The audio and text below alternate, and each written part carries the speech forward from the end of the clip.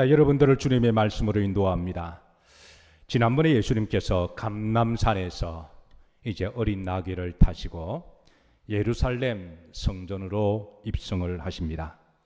그 입성을 하시는 과정 중에 어린 나귀를 타신 이유는 스가랴 예언의 말씀처럼 오실 메시아는 겸손하셔서 어린 나귀를 타고 예루살렘에 입성하실 것이니 혹시 이런 사람을 보면 그가 메시아임을 알라고 하시고 그 예언을 성취하시기 위해서 주님은 어린 나귀를 타시고 예루살렘으로 입성하셨어요.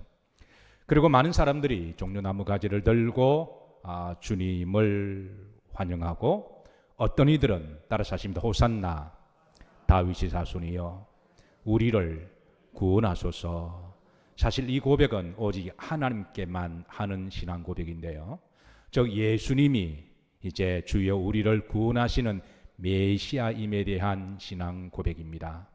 사랑하는 성도 여러분, 매 주일마다 우리의 예배와 영광을 받으실 분은 오직 예수 그리스도십니다. 그래서 교회에 오셔서 이 신앙 고백이 여러분과 저의 고백이 되기를, 우리 마음속에 울리는 고백이 되기를 주의 이름으로 축복합니다. 자, 주님께서 이제 예루살렘 성전 안에 들어가시게 되는데요.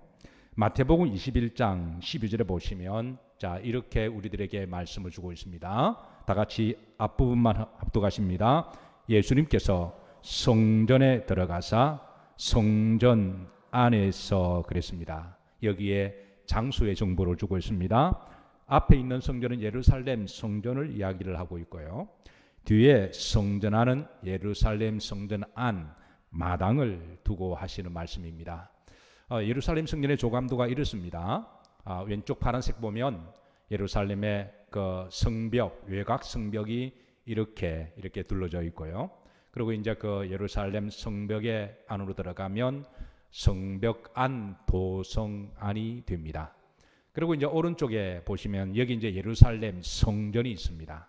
오늘 말씀하시는 예수님이 들어가신 곳은 바로 이 예루살렘 성전을 말씀하고 있는데요. 이 성전 안에 이제 왼쪽 밑에 보면 오늘 성전 마당 뜰이라고 하는 곳이 있는데 오늘 본문의 사건이 일어난 배경의 장소를 여기에서 일어나고 있음을 알 수가 있습니다. 한 가지 흥미로운 것은 예수님께서 감람산에서 어린 나귀를 타시고 이제 내려오셔서 기드론 골짜기를 거쳐서 예루살렘 성전, 노란색이 예루살렘 성전입니다. 여기에 들어가실 때에 이제 성전에 들어가는 문이 총 8개가 있습니다. 동서남북에 총 8개의 워낙 그 예루살렘 성전이 하나의 도시와 같아서 가로 세로 합히면 거의 한 400m 곱하기 400m로 보시면 돼요. 그러니까 여러분 굉장히 큰 규모가 있는 예루살렘 성전 하나의 도시인데요. 들어가는 문이 총 8개가 있는데 자, 들어가는 문이 8개 중에 어느 문으로 들어가셨을까? 이것이 어떤 이들에게는 매우 중요한 이슈가 되기도 해요. 어떤 사람에게서는 뭐 별로 중요하지 않을 수가 있지만, 왜냐하면 정통 유대인들은요, 앞으로 메시아가 오시게 되면 그 메시아는 예루살렘 성전에 들어가는 동쪽 문, 소위 골든 게이트라고 하는 문을 통해서 들어오실 것에 대한 예언적인 말씀이 있는 바, 그래서 예수님께서는 어린 나귀를 타시고 이제 메시아심을 드러내시기 위해서 8개 문 가운데 오른쪽 동쪽 골든 게이트로 들어가신 것으로 충분히 짐작이 됩니다. 어쨌든 주님의 행동 하나, 말씀 하나는 구약에 오실 메시아에 대한 예언적 성취적인 행적과 말씀이기에 우리가 하나의 행동이나 말씀을 우리가 결코 소홀히 여기서는 안 될 것입니다. 자, 그래서 주님께서는 이제 성전 안 마당에 들어오시는데요. 이 성전 안 마당에 들어오셔서 이제 참으로 안타까우면서도 놀라운 광경을 목격하게 되는데요. 또 하나는 또 예수님께서 그 시기적으로 또 요한복음의 2장 13절에 보시면 6월절이 가까이 왔을 때 예루살렘에 올라가셨음에 대한 시간과 장소의 정보를 주고 있습니다. 정통 유대인들은 이제 6월절이 다가오면 반드시 예루살렘을 방문하게 되어 있습니다. 예루살렘을 방문할 때에 보통 한 주 전에 예루살렘에 도착하게 되는데요. 예수님께서도 유월절을 지키기 위해서 요한복음에 증언하는 바에 따르면 유월절이 가까이 왔을 때 그 시간을 맞추어서 예루살렘에 도착하게 됩니다. 아시다시피 유대인들에게 있어서는 7대 절기가 있습니다. 모두 다 귀한 절기고 중요한 절기지만 어쩔 수 없이 하나의 절기를 지켜야만 한다면 단연 유월절입니다. 왜냐하면 예수님 당시에 많은 유대인들이 디아스포라 유대인들이 많이 있었어요. 바벨론으로 또 페르시아로 이집트로 또 남쪽으로 모압 땅으로 암몬 땅으로 그래서 워낙 순환과 공격을 많이 받다 보니까 포로로 끌려가기도 하고 또 가족과 흩어지기도 해서 어쨌든 이제 많은 흩어져 있는 이민 유대인들이 많이 있었는데 정통 유대인들이라고 한다면 하나님을 믿는 백성들이라고 자부한다면 7대 절기 가운데 왜냐하면 바빌론에서는 예루살렘까지가 2000km가 걸리거든요. 그러니까 오는데 거의 2달이 걸립니다. 그러니까 2달 왔다가 2달 가면 1년에 반이 날아가는 거잖아요. 그러니까 현실적으로 모든 절기마다 다 올 수가 없으니까 딱 한 번 와야 된다면 단 6월절이었습니다. 예. 그러다 보니까 6월절은 유대인의 정체성을 자신을 증명하는 날이기도 했고 그래서 이때 예루살렘으로 이렇게 다 모이게 되면요. 그때에 글자 그대로 인산인해를 이룬다고 보시면 돼요. 1세기의 유명한 역사학가 요세푸스의 자료에 따르면 6월절이 되면 한 200만 명이 모인다 그랬으니까 그러니까 여러분 우리가 때로는 콩나물 같은 빽빽한 우리가 차량을 탈 때가 있습니다. 예, 우리 학창 시절에 그럴 때가 있었죠. 여러분 그 정도를 생각하시면 될 거예요. 엄청난 인산인해가 이룰 정도로 많은 사람들이 모이게 되는데요. 유대인들이 이렇게 6월절에 1년에 한 번씩 모이는 이유는 역사적으로 보면 출애굽의 역사를 기억하기 위함이시죠. 예, 하나님이 우리를 출애굽하게 하셨다. 우리를 구원하셨다. 예, 우리에게 가나안 땅을 주셨다. 그리고 가나안 땅의 궁극적인 목적은 천국입니다. 그래서 이걸 역사적으로 기념하기 위해서 하나님 앞에 감사를 드리는 절기기도 해요. 자, 영적으로 메시지가 있습니다. 이 출애굽 역사 가운데 희생당한 어린 양이 있습니다. 그 어린 양이 희생을 기억하기 위함인데요. 앞으로 오실 메시아는 어린 양이 되셔서 우리의 모든 죄 허물을 사해 주시고 우리를 위해서 죽으시고 구원하실 메시아 대망 사상이 있는데요. 그래서 저들은 역사적인 이 6월절을 기념하면서도 앞으로 오실 메시아를 대망하는 이 영적 의미가 있어서 그래서 6월절을 지킬 때 저들은 이제 이 6월절의 역사성과 영적인 의미를 함께 기리게 되었습니다. 즉 예수님께서 6월절 시기를 정확하게 맞추어서 예루살렘으로 입성하신 것은 바로 구약에 오실 메시아의 어린 양 되심을 증언하기 위함인데요. 그래서 요한복음 1장 29절에 보시면 예수님께서 이제 나올 때에 그 세례 요한이 고백하기를 증언하기를 따라서 하십니다. 보라 세상 죄를 지고 가는 하나님의 뭐로다 어린 양이로다 이렇게 증언한 것은 구약에 오실 그 메시아가 예수님이심을 다시 한번 증언하는 것이죠. 또 사도 바울도 고린도전서 5장 7절에 보면 후렴절에 보시면 우리의 어린 양 되신 예수 그리스도께서 희생되셨느니라 라고 함으로 말미암아 이제 구약의 6월절의 어린 양은 그 실체가 예수 그리스도이심을 드러내시는 것이고 주님은 어린 양의 메시아로서 오심을 증언하시기 위해서 6월절에 맞추어서 오셨습니다. 자, 그래서 이제 주님이 예루살렘 성전에 도착하시게 되었는데요. 성전에 보시고 이제 12절에 보면 참으로 안타까운 모습과 또 분노하는 그런 모습을 보시게 됩니다. 바로 세 종류의 사람들 때문인데요. 여기 보시면 성전 안, 그 성전 마당들에서요. 이제 세 종류의 사람을 보게 됩니다. 첫 번째는 매매하는 모든 사람들을 보게 돼요. 두 번째는 돈 바꾸는 사람들, 환전상들을 보고요. 세 번째는 비둘기 파는 사람들을 보시게 되고 자, 이 모습을 보고 주님은 참으로 마음을 아파하시고 안타까워하시면서 저들의 매대를 뒤엎으시고 책망하시고 내쫓으시면서 아주 분노하는 아주 분노하시는 그런 모습을 보시게 됩니다. 자, 그 이유는 2장 13절인데요. 마태복음 21장 13절에 보면 주님께서 이렇게 하시고 난 다음에 하시는 말씀이 바로 자, 다 같이 한번 합독합니다. 그들에게 이르시되 기록된 바 네 집은 기도하는 집이라 일컬음을 받으리라 하였거늘 너희는 강도의 소굴을 만드는도다. 강도의 소굴을 만드는도다.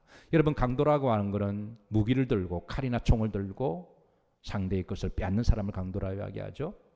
소굴은 이런 강도들이 덕실덕실 거리는 곳을 소굴이라고 말합니다. 주님은 이제 저들을 향해서 너희들이 지금 강도들이 되어 강도 짓을 한다라고 말씀하시고 이 예루살렘 성전이 이제는 강도의 소굴이 되어 가고 있음을 안타까이 여기시고 책망하시고 분노하셨습니다. 자, 당시 유월절 제사를 드리려면 반드시 제물이 필요했습니다. 유월절 제사를 드리려면 어린 양이 필요했습니다. 그 어린 양은 1년 된 어린 양이 되어야 했고요. 그리고 이제 그 어린 양을 드릴 때는 흠과 점과 티가 없는 그런 어린 양을 제물로 드려야 되는데요. 자, 문제는 이제 여기에 있습니다. 이 성전 제물을 감별하는 어린 양 감별사가 있었는데 이 모든 것을 주관하는 것은 사두개파에 소속된 이들이 이를 관장하게 되어 있는데요. 자, 그래서 1년 된 어린 양이어야 했고요. 그리고 이제 뭐가 없어야 된다고요? 흠과 점과 티가 없는 어린 양이 되어야 됩니다. 자, 그래서 이제 문제는 이제 예루살렘 근방에 있는 유대인들은 이런 어린 양을 정말 1년 동안에 잘 관리해서 이제 흠과 점과 티가 없도록 그렇게 깨끗하게 만들어서 이제 예루살렘 성전에 안고 올 수 있었지만, 그러나 대부분이 200만 명 중에 대부분의 사람들은요, 당시 예루살렘에 사는 사람들 한 5만 명 정도 인구가 집계가 돼요. 그럼 나머지에 195만 정도 되는 사람들은 다 전 세계에 흩어져 있는 디아스포라 유대인들입니다. 문제는 먼 지방에서 온 사람들, 특별히 바벨론에서 온 사람들, 애굽에서 오는, 애굽까지 한 1000km가 되거든요. 이런 사람들이 1년 동안 집에서 양을 유월절 지키기 위해서 잘 키웠다고 할지라도 끌고 오는 중에 흠이 있을까요, 없을까요? 한번 넘어지면 무릎에 까면 끝나는 거예요. 끌고 오다가 점이 있는 양이 있을까 없을까요? 티가 있는 양, 먼지 묻고 때가 있는 양, 더러운 양, 이런 양들은 감별하는 감별사들이 볼 때는 소위 말해서 빠꾸를 시켜버립니다. 그러면 하나님 앞에 유월절 제물이 없다면 그런 제사가 성립이 안 되는 것이죠. 그러다 보니까 이게 현실적으로 큰 문제가 생겼습니다. 그래서 이제 어떤 편리를 봐주냐면, 이제 예루살렘 성전에서 그동안은 먼 곳에 오시는 사람들이 또 그렇다 안고 올 수 없는 거잖아요. 그거 뭐 이렇게 몇백 킬로를 어린 양을 안고, 안 그래도 여정 자체가 힘들고 어려운 여정인데 광야 떼약길에서 안고 오는 것도 힘든 일이어서 편리를 봐주기 위해서 이제 예루살렘 성전 안에서 어린 양을 팔아줬습니다. 여기까지는 좋아요. 편리를 봐준 거죠. 현실적으로 이 어린 양을 흠과 점과 티가 없는 것을 끌고 오는 것은 불가능한 일이니까. 그래서 성전을 관리하는, 감별하는 이 사람들이 이제 대대적으로 예루살렘 그 성전 근처에서 어린 양을 잘 키웠다가 흠과 점과 티가 없도록 보존했다가, 그래서 먼 길 오는 유월절의 순례객들에게 어린 양을 팔아주는 것까지는 편리를 봐주는 거니까 괜찮고 좋은 일입니다. 그런데 문제는 역사학과 요스푸샤에 따르면요, 시세대로 팔면 괜찮은데 보통 5배의 가격을 매겼다는 거예요. 그러니까 5배의 차익을 남긴 거는, 이거는 또 다른 문제라는 것이죠. 어떤 초대 문헌 자료에 하면 16배까지 남겼다는 자료도 있습니다. 그러니까 이것은 거의 하나님 이름을 빙자한, 이거는 거의 강도짓이, 칼만 안 들이, 이거는 강도짓인 거죠. 예수님이 보실 때 이거는 정말 말도 안 되는 강도짓인 것이죠. 그리고 환전하는 이들도 주님께서는 화를 내시는데요. 사실 먼 다른 지역에 사는 이민자들은 그 나라의 돈을 가지고 올 수밖에 없어요.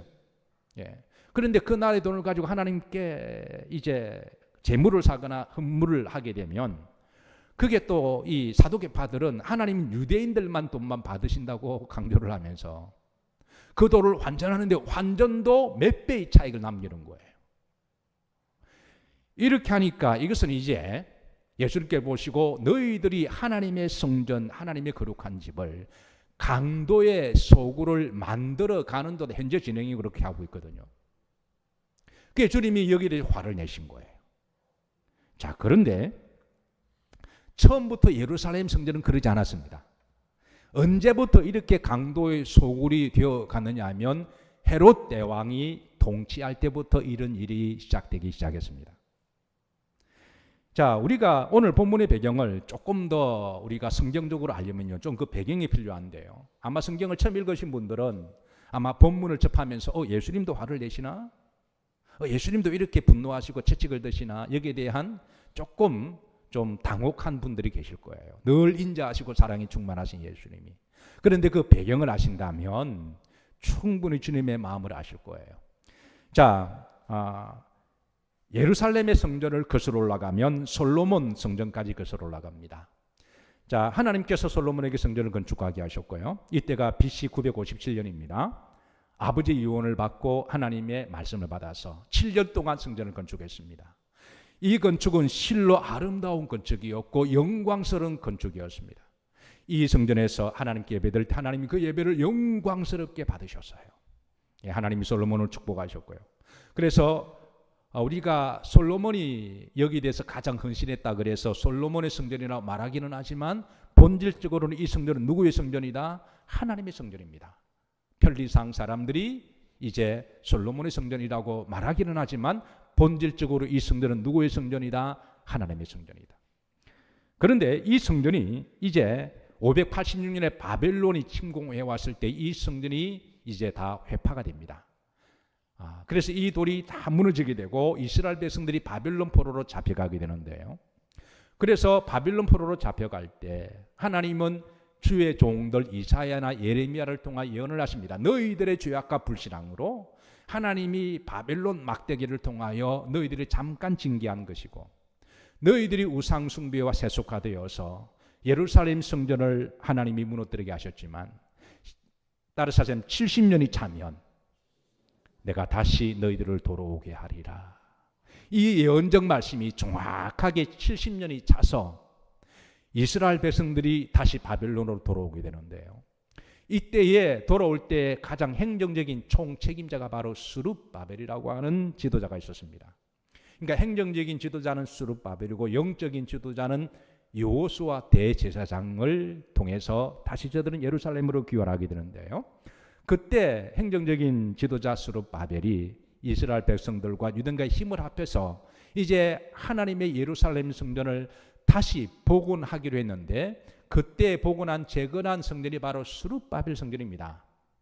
그래서 스룹바벨이 제일 많이 헌신했다고 해서 스룹바벨이라고 부르기는 하지만 본질적으로 이 성전은 누구의 성전이라고요? 하나님의 성전인 것이죠. 자, 이 성전을 건축하고 난 다음에 건축하는 과정 가운데 이 역사의 과정을 에스라 3장 12절에 이렇게 담고 있는데요. 여기에 보시면 이제 첫 성전을 보았으므로 이 첫 성전은 바로 스룹바벨 성전을 이야기합니다. 그러니까 성전이 완전히 회파되고 난 다음에 거기에 다시 재건되어진 저들이 그 성전을 보았을 때에 그래서 후렴절에 보시면 어떤 사람은 기쁨으로 크게 함성을 지릅니다. 얼마나 기뻤을까요? 70년 동안 바벨론 포로 생활하다가 특별히 여러분 성전을 사랑하는 사람들에게 있어서 늘 바벨론 강가에서 예루살렘을 바라보고 울면서 기도하기를 하나님 우리를 돌려보내 주시기를 그리고 우리를 돌려보내셔서 하나님의 그 영광스러운 성전이 다시 재건되기를 저들의 눈물 흘리며 기도한 그 기도를 들으시고 저들이 돌아와서 이제 저들이 힘을 합쳐서 성전을 재건했는데 그래서 이 성전이 이 스룹바벨 성전이 재건되었을 때 이 모습을 보고 저들은 얼마나 기뻐했을까요? 어떤 이들은 13절에 보면 백성들이 크게 소리를 지르는 이들도 있었고요. 그리고 또 어떤 이들은 춤을 추는 이들도 있었는데 그런데 이제 또 어떤 이들은 통곡하는 소리도 있었다라는 거예요. 왜 그랬을까? 왜 이 스룹바벨 성전을 보고 어떤 이들은 대성통곡을 했을까요? 그 이유는 바로 이전의 솔로몬의 성전에 비하면 너무 초라하고 보잘것이 없다라는 거예요. 이전의 성전의 영광을 비하면 이 스룹바벨 성전 없는 것보다 그래도 있는 게 낫기는 하지만 시간이 지날수록 예루살렘의 성전의 영광을 경험하고 한 이들은 이 스룹바벨 성전은 저들이 고백하기를 너무 초라하지 않냐. 그래서 저들의 기도가 하나님이여 다시 예루살렘 성전으로 솔로몬의 성전 같은 그 모습으로 다시 회복되기를 저들이 눈물을 흘리면서 기도를 했고, 그래서 유월절을 지킬 때마다 흩어져 있는 유대인들이 다시 이 스룹바벨 성전에 모일 때마다 없는 것보다 낫지만 그래도 솔로몬의 성전, 예루살렘의 성전을 사모하면서 하나님이여, 저들이 예배를 드리면서 하나님이여 이 성전이 다시 회복되기를, 어떤 이들은 통곡하면서 기도했는데요. 그런데 저들의 메시아 사상 가운데 앞으로 메시아가 오시게 되면 이전 성전의 영광보다 이후 성전의 영광이 더할 것이함에 대한 예언을 주셨습니다.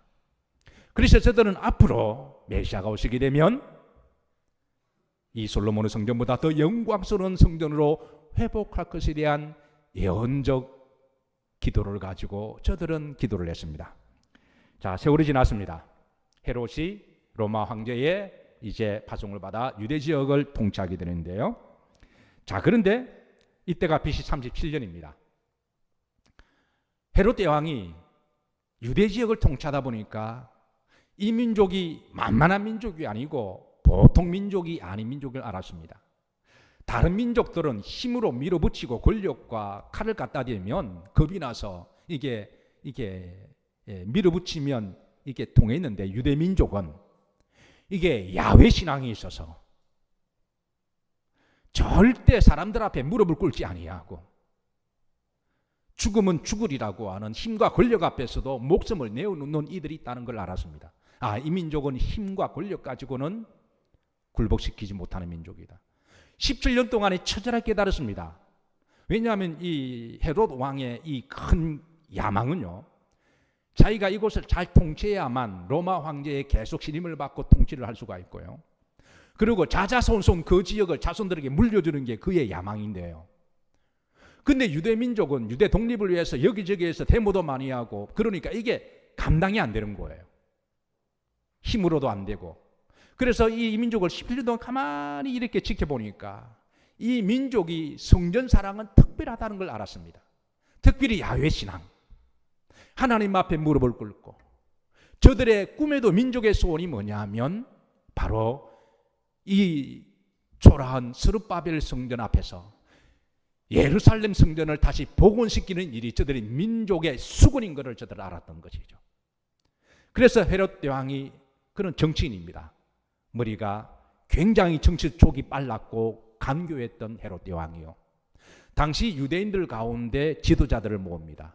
당시 유대인들의 최고의 정치 지도자들, 종교 지도자들은 사두개파, 그러니까 대제사장을 중심으로 한 사두개파들, 그리고 바리새파 지도자들, 그리고 이제 그 지도자들을 모아서 이제 저들에게 한 가지 제안을 합니다. 내가 너희들을 위하여 성전을 건축해 주겠다. 그런데 당시 지도자들은, 유대 지도자들은요, 이 헤롯의 대왕에 대해서 성전을 재건해 주겠다는 것은 정치적인 어떤 쇼로 생각했습니다. 그 쇼가 스룹바벨 성전을 약간 좀 덧대어서 조금 재건해 주겠다고 하는 것이거나, 아니면 최대한대로 잘 지어준다면 솔로몬 성전처럼 재건해 줄 거라고 저들은 기대를 했는데, 그런데 헤롯 대왕이 내놓은 조감도는, 이거는 입을 열고 닫을 수가 없는 어마어마한 규모의 성전을 조감도를 내놓습니다. 이거는 상상을 쏟는 조감도였습니다. 우선 헤롯 대왕이 내온 조감이요, 이거는 성전은 하나의 도성이었습니다. 오른쪽의 길이가 469m고요. 그리고 왼쪽에, 남쪽이 276m고요. 서쪽이 479m, 북쪽이 305m니까 거의 가로 세로를 평균 나누면 400m의 길이에, 여러분 100m 달리기 해보셨죠? 죽기 살기로 뛰어도 여러분 20초 정도 걸리잖아요. 죽기 살기로 열심히 뛰어도 18초면 잘 달리는 거고요.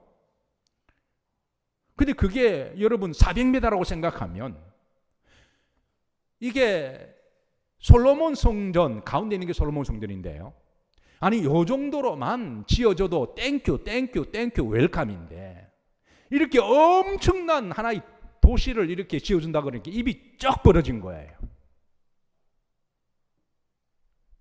그러고 나서 이 성전을 짓는 이 재료도요, 허접한 거로 짓는 게 아니라 그 당시에 최고의 재료를 짓습니다. 이게 바로 이제 예루살렘 성벽에 있는 서쪽 통교의 벽인데요. 아마 여러분 성지순례 가시면 꼭 이거는 들어오게 되십니다. 보시면 많은 사람들이 지금도 여기에 기도하는 분들을 보시게 되고요.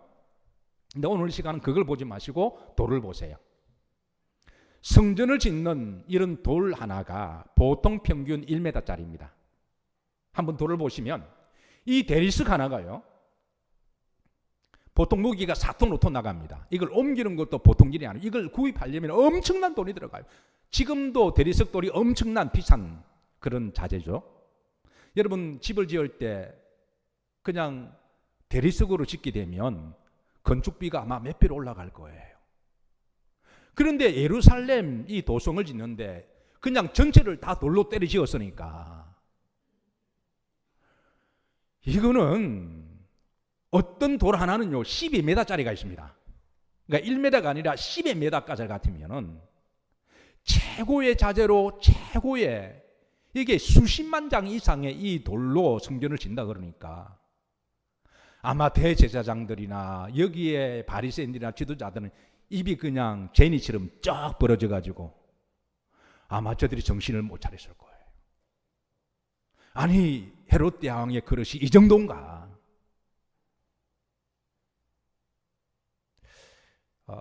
예술을 하는 사람들 입장에서는 헤롯 대왕의 이 건축을 보고요, 특별히 헤롯 대왕은 이 예술광이었다고 말하긴 해요. 건축에 대해서 남다른 조예가 있고 아마 그런 자기 생애 가운데 예술 작품을 위대한 불가사의 작품을 남기고 싶어서 이렇게 지었다라고 평하기는 하지만 그래도 그런 정치인이잖아요.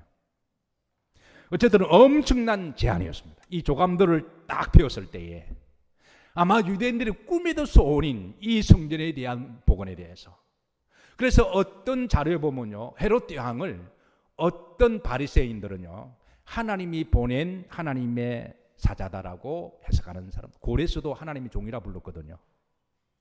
그 정도로 저들은 감동을 받았죠. 두 번째 제안입니다. 이 성전을 짓고 너희들이 통치해라. 보통 지어주고 자기들이 헤롯이 정권을 가지려고 생각했는데 이 사두개파의 대제사장에게 정권을 맡겨버립니다. 그러니까 이게 정말 웬 떡이냐는 것이죠. 그래서 이 성전은 무려 46년 동안 지어져 갑니다. 예수님이 계실 동안에도 계속해서 지어갔는데요, 나중까지 계속 보수까지 하면 거의 한 67년을 보고 있습니다. 그러니까 어마어마한 성전인 거예요. 그래서 당시에 지도자들은 땡큐 웰컴 그러면서 민족의 수군이 이루어졌으니까. 그래서 그런데 헤롯 대왕이 한 가지 제안합니다. 마지막에 뭐냐면 대제사장은 내가 임명하겠다. 자, 이 부분에 대해서 성경을 아는 분들은 이거는 그럴 수 없다라고 반대를 했습니다. 정통 유대인들 중에 아주 보수적인 유대인들은, 왜냐하면 대제사장은 두 가지에 의해서 세워집니다. 첫 번째는 사독 제사장의 성계를 통하여 하나님이 세우게 하셔서 그게 제도입니다. 만약 사독 제사장이 그릇이 안 되면 하나님이 바꾸십니다. 그래서 이 일은 누가 주관하신다? 하나님이 하시는 거로 말미암아 이 일을 하게 하셨는데요. 그런데 헤롯 대왕이 이를 자기가 세워준다 하니까 이를 아는 사람들은 절대 그럴 수가 없다라고 하지만, 그러나 세속적인 유대인들은 성경에 대해서 별로 그렇게 잘 알지 못하는 사람들은 아니 뭐 좀 어때? 엄청난 성전을 지어준다 그러는데, 그래서 다수에 밀려서 이 제안이 서로 이제 체결이 됩니다. 이때부터 헤롯 대왕이 대제사장을 임명하게 되는데요. 헤롯 왕이 41년 동안 유대 지역을 통치하면서 이 성전을 지으면서 그가 총 7명의 대제사장을 세웁니다. 첫 번째로 세운 대제사장이 바로 아나넬이라고 하는 대제사장인데요. 이 사람은 헤롯 대왕의 절친입니다. 그러니까 전혀 종교적인 사람도 아니고 신앙도 없는 사람이, 그러니까 헤롯 대왕의 정치인의 하수인이 대제사장복을 입고 대제사장 노릇을 하니까 이게 종교 노릇이 시작된 거예요. 그러니까 신앙은 하나님과 나의 관계인데 언제부터가 예루살렘 교회가 이제 종교 놀이가 되어버린 거예요. 사랑하는 성도 여러분, 교회에 오실 때에 종교적인 의식을 넘어서 하나님과의 신앙이 되시기를 주의 이름으로 축복합니다. 자, 아나넬이 대제사장이 되면서부터 이제 예루살렘의 이 성전을 모든 정권을 가지고 있는 사람은 대제사장이니까. 자, 그리고 이제 대제사장 아나넬은요, 헤롯의 하수인에 불과하니까 헤롯 이 성전을 짓는 것을 엄청난 자금이 필요하잖아요. 그래서 이 정치 자금을 대기 위해서 돈이 필요했는데요. 이 자금을 마련하는 가장 제일 좋은 그 회기 중에 하나가 유월절 때입니다. 유월절은 반드시 어린 양을 하나님께 드려야 됐고요. 유월절 어린 양 시세로 한 마리를 계산하더라도 적지 않은 금액인데요. 그래서 이거를 감별하는 사람도 사두개파의 이 권한입니다. 대제사장이 임명을 하고 서기관도 대제사장이 라이센스를 줍니다. 그러니까 그 권한이 있는 사람이 감별을 하게 되는데요. 그러니까 다 대제사장이 관할하는 거예요. 그러면 자, 여기에 시세대로 이게 그동안은 그래도 편리를 받아서 그래서 하나님께 예물을 드리게 했는데요. 헤롯 대왕이 통치하고 아나넬이 통치하면서부터 정치 자금을 마련하기 위해서 기본적으로 5배를 받는 거예요. 다른 문헌에 하면 16배까지 받았으니까. 그러니까 이거는 예수님 볼 때 이거는 이제 예루살렘 성전이 헤롯 성전의 사당화가 되어가는 것이고요. 두 번째는 정치의 소굴이 되어갑니다. 세 번째는 세속화가 되어가는 것이죠. 주님께서는 이런 배경을 아시고 주님께서는 안타까 여기시면서 분노하시면서 이런 자들을 산을 매들을 다 뒤엎으시고 저들을 쫓아내시고 주께서 말씀하시는 말이 13절에 보시면 그들에게 이르시되 따라서 하십니다. 내 집은 기도하는 집이다. 그런데 너희들이 이 기도하는 집을, 하나님의 집을 강도의 소굴을 만들어 가는도다. 지금 이렇게 주님이 그 본질을 보시고 책망하신 것이죠. 그리고 주님은 저들을 다 쫓아내셨습니다. 그러고 나서 주님이 그 다음으로 하신 일이 바로 14절에 보시면 이제 환우들을, 맹인들과 저는 자들, 앞을 보지 못하는 이런 환우들을 주님께 나오라고 하시고, 주님께 나올 때 주님은 저들을 만지시고 긍휼히 여기시고 안수하시고 치유하십니다. 중요한 것은 예수님께 나오는 자들을 주님은 치유하셨습니다. 결국은 주님은 이 땅에 오신 목적은 우리를 치유하시기 위함이시고 우리의 죄를 어린 양이 되셔서 정결하시기 위하게 오심이시고 우리를 구원하시기 위함인 줄로 믿으시기를 주의 이름으로 축복합니다. 사실 우리는 한 주간 동안 살면서 우리는 이렇게 저렇게 병듭니다. 영적으로도 오늘 장로님 기도하셨지만 우리가 알지 못하는 사이에 우리는 영적으로 죄를 짓기도 하죠. 또 우리 몸은 또 연약해서 또 쉽게 질병에 걸리기도 하고요. 또 우리가 정서적으로도 인격적으로도 어떤 사람은 인격적으로 성격적으로 너무너무 이기적이고 자기중심적이에요. 성격에 그 모난 성격으로 남을 아프게 하고요. 어쨌든 우리 모두는 이렇게 다 하나님 보시고 우리는 다 병자입니다. 세상 우리를 아프게 해요. 우리 힘들게 해요. 그래서 우리는 교회 나오실 때 여러분 나오셔서 주님 나를 만져주시고 고쳐주시고 치유해 주세요. 주님께 나오신 여러분들, 주님께 주님의 손에 안수를 받으시고 성령의 감동이 있으셔서 여러분 건강한 모습으로 회복되시고 건강하게 돌아가시기를 주의 이름으로 축복합니다. 자, 15절에 보면 자, 여기에 이제 또 다른 일이 나옵니다. 소리질러 이르되 호산나 다윗의 자손이여. 그러니까 호산나, 하나님이여 나를 구원하소서. 그러니까 성전에 예수님은 메시아로 오셨으니까 하나님 이들을 통하여 주님의 메시아심에 대한 신앙 고백을 하게 하신 것이죠. 여러분 교회에 오시면 사람들보다도 먼저 예수님을 바라보시기를 주의 이름으로 축복합니다. 예수님을 향하여 호산나 나를 구원하소서, 나를 긍휼히 여겨주셔서, 그렇게 여러분 기도하시기를 바랍니다. 자, 이 부분에 대해서 예수님이 마태복음 21장 16절에 보시면, 자, 이제 어떤 사람이 이런 모습을 보고 노를 하고 화를 내니까 주님께서, 자, 너희들이 이런 말씀을 읽어본 적은 없느냐? 어린아이와 젖먹이는 아이들이 바로 이제 하나님을 찬미한다고 하는 이런 하나님의 말씀은 읽어본 적이 없느냐? 구약성경을 인용하시면서 바로 그 말씀은 시편의 8편 2절에 있는 말씀을 인용하시면서 바로 찬양을 받으실 분은 오실 메시아 예수님이심을 또 풀어주십니다. 자, 시편 8편 2절에 보시면 어린 아이들과 젖먹이들의 입으로 권능을 세우시며, 그렇게 하시면서 주님은 또 이것을 풀어주시는데요. 다음 절에 보시면 15절에 노한 이들이 있습니다. 노하고 이런 모든 일에 대해서 분노하는 이들, 그들이 누구냐면 대제사장들과 서기관들이죠. 우선 현실적으로 보면 대제사장들이 이렇게 성전을 장사를 못하고 5배, 16배를 차익을 못 얻으니까 물질적으로 큰 손실을 보겠죠. 예, 돈을 벌어야 되는데 6월절에 돈은 못 버니까. 예. 그리고 서기관들도 대제사장 임명합니다.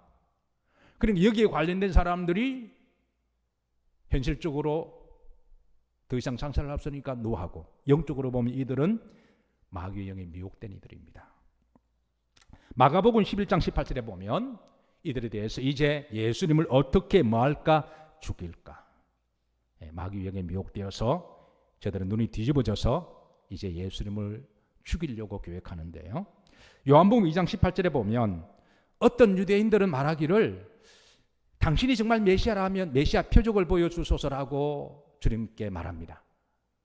결국은 주님이 하신 모든 일은 메시아심을 드러내는 행동과 말씀이었거든요. 그래서 당신이 정말 메시아라면, 구약에 오실 메시아라면 표적을 보여주소서. 이때 주님은 놀라운 말씀을 예언을 하십니다. 그 다음 이어서 19절에 보시면, 자, 이 말씀합니다. 너희가 이 성전을 헐라. 내가 며칠 동안 성전을 세우리라? 사흘 동안.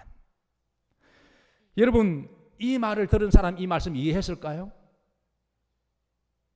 그때 주님께서 요한복음 2장 20절에 보면 어떤 이들에게 이야기합니다. 이 성전은 46년 동안 지금까지 지어져 왔는데, 그리고 지금도 계속 수리 보수하고 지어져 가는데 어떻게 당신이 3일 동안 짓느냐라고 주님께 막 또 대듭니다. 자, 여러분, 주님 이 말씀 이해가 되시나요?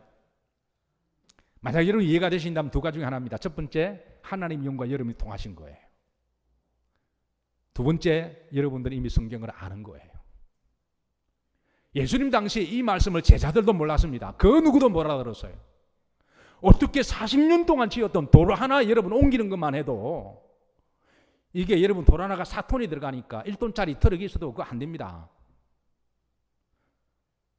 어떻게 여러분 3일 동안 짓겠다라는 거예요. 그러면 주님이 이해를 못하자 풀어주십니다. 요한복음 2장 21절에 보면 예수님은 성전된 자기 육체를, 그러니까 3일 동안 짓겠다고 하는 죽으시고 3일 만에 부활하셔서 신약 성전을 새롭게 세우신다는 말씀이시죠.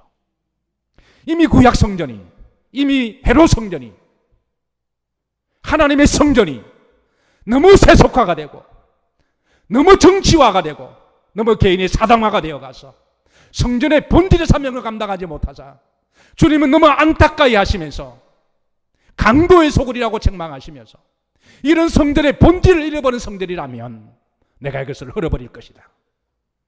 그리고 내가 다시 세운다.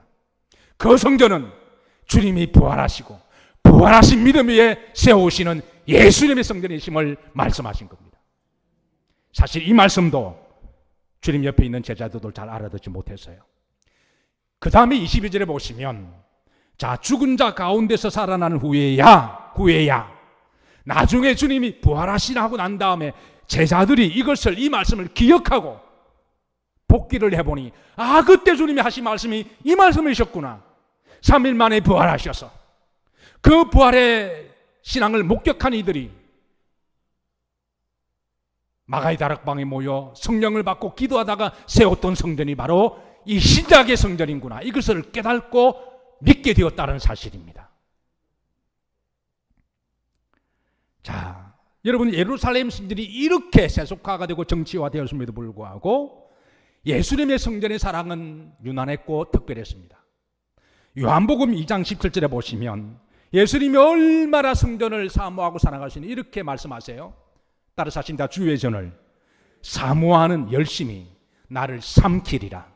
이게 무슨 말씀이냐면요, 주님이 첫 번째 하나님의 전을 너무너무 사모하신다라는 거예요. 그래서 여러분, 예루살렘 성전이 그렇게 헤롯이 통치하고 난 다음부터 정치화되고 세속화되고 사당화되어 갔지만 이미 그곳은 강도의 속, 주님은 모든 절기 때마다 예루살렘 성전을 다 방문하셔서 그 성전 안에서 예배를 드리셨습니다. 나를 삼키리라. 그래서 그곳 예배 드릴 때마다 내가 죽을지라도 삼키리라. 내가 내 목을 내어놓을 정도라도 하나님이 저를 사랑하신다라는 거예요. 사랑하는 성도 여러분, 성전을 사랑하시기를 주의 이름으로 축복합니다. 성도들은 성전에 복이 있어야 돼요. 자, 그럼에도 불구하고 예수님께서 이 성전에 대해서 오늘 책망하실 때 이렇게 세속화가 되어가고 정치화가 되어가고 헤롯이 지었다고 지 성전이라고 막 사당화를 이야기할 때도 여전히 주님은 내 집이라고 말씀하십니다. 하나님의 집이라고 말씀하세요. 여전히 성전에 대한 애정을 가지고 있다는 것이죠. 우리가 남녀 간의 사이를 우리가 애정의 관계라고 말합니다. 사랑했고 결혼했고 목숨을 줄 만큼 사랑했고 결혼했고 살아보니 서로 미움도 오해도 다툼도 있어서 때로는 정화하기도 해서, 그러나 헤어지지는 못하고 함께 사는 사람이 사랑의 자 정월 중자를 써서 그런 관계를 애정의 관계라고 표현하듯이 예수님에게 있어서 예루살렘 성전은 애정의 관계였습니다. 목숨을 정말 받고도 아깝지 않는 하나님의 성전. 그러나 그 성전은 이미 성전의 본질의 기능을 잃어버리고 강도의 소굴이 되고 너무 정치화가 되고 너무 세속화가 되고 너무 개인의 목소리가 큰 사당화가 되었을 때, 여러분, 오늘 한국교회가 이렇게 되어가는 모습 우리가 때로는 안타까이 볼 때가 있지 않나요? 어떤 교회는 너무 세속화가 되어갑니다. 어떤 교회는 너무 정치화가 되어가서, 물론 교회가 필요에 따라 가끔은 올바른 정치적인 방향계의 소리를 할 수도 있지만, 그러나 교회가 정치의 정당은 아니잖아요. 너무 정치화가 되어가고, 어떤 교회는 사람의 목소리가 너무나 큽니다. 그럼에도 불구하고 주님은 여전히 그런 교회를 주님의 교회라고 주님은 가슴에 품으신다라는 거예요. 그러면서 주님께서는 오늘 교회의 본질은 무엇인가, 오늘 사건을 통해서 이래 내밀한 중에 말씀하는데, 첫 번째는 하나님의 집이다. 마태복음 20장 13절에 보시면 여전히 하나님의 집이라고 말씀하십니다. 내 집은, 이 말은 하나님의 집이라는 것이죠. 여러분, 교회는 하나님의 집임을 믿으시기를 주의 이름으로 축복합니다. 두 번째, 교회는 13절에 따라서 하십니다. 기도하는 집이다. 여러분, 교회 오셔서 기도하시고 돌아가세요. 그냥 종교적인 의식만 드리고 가지 마시고 기도하시고 돌아가시고, 기도하자라고 성령께서 여러분의 부르시면 기도의 장소에 나오셔서 우리 함께 기도합시다. 왜? 교회는 기도하는 집이니까. 종교적으로 의식만 드리고 왔다 갔다 하는 곳이 아니잖아요. 세 번째, 교회는 고쳐주는 집입니다. 주님께서 예루살렘 성전에서 다 오라, 오는 자들은 만지시고 치유하시고, 우리는 교회에서 고침을 받아야 됩니다. 네 번째는 구원받는 집입니다. 사람들이 이제 주님을 향하여 호산나, 나를 구원하소서, 예수님을 메시아로 고백하는 교회는 여러분 구원의 방주입니다. 히브리서 사도는 히브리서 8장 5절에 말씀하시기를, 자, 우리들이 이 땅에서 섬기는 것은 하늘의 성전의 모형과 그림자임을 이야기하시고, 이 땅의 성전은 궁극적으로 우리의 영원한 하늘의 천국의 모형인 줄로 믿으시기를 바라며, 우리 성도들은 매주마다 성전의 믿음과 복을 가지시고 이렇게 한 발 한 발 성전에 오시다가 우리 여정의 나그네 정을 마쳤을 때에 그 발걸음을, 그 믿음을 보시고 하나님은 하늘 성전으로 하나님 인도하실 줄로 믿으시기를 바라며, 여러분, 우리 영일교회가 오늘 시대에 하나님이 기뻐하시는 성전의 본질의 사명을 잘 감당하는 교회가 되기를 기도해 주시고, 또 여러분들도 노력해 주시기를, 교회가 교회다워지는 본질의 교회가 되기를, 교회가 세속화되지 않기를 여러분 노력해 주시고, 교회가 정치화가 되지 않도록 여러분 노력, 정치적인 속인이 있으면 교회 밖에서 이야기하세요. 교회 안에서 어떤 교회는 막 서로 싸워요. 교회가 정치화되지 않도록 여러분 노력해 주시고요.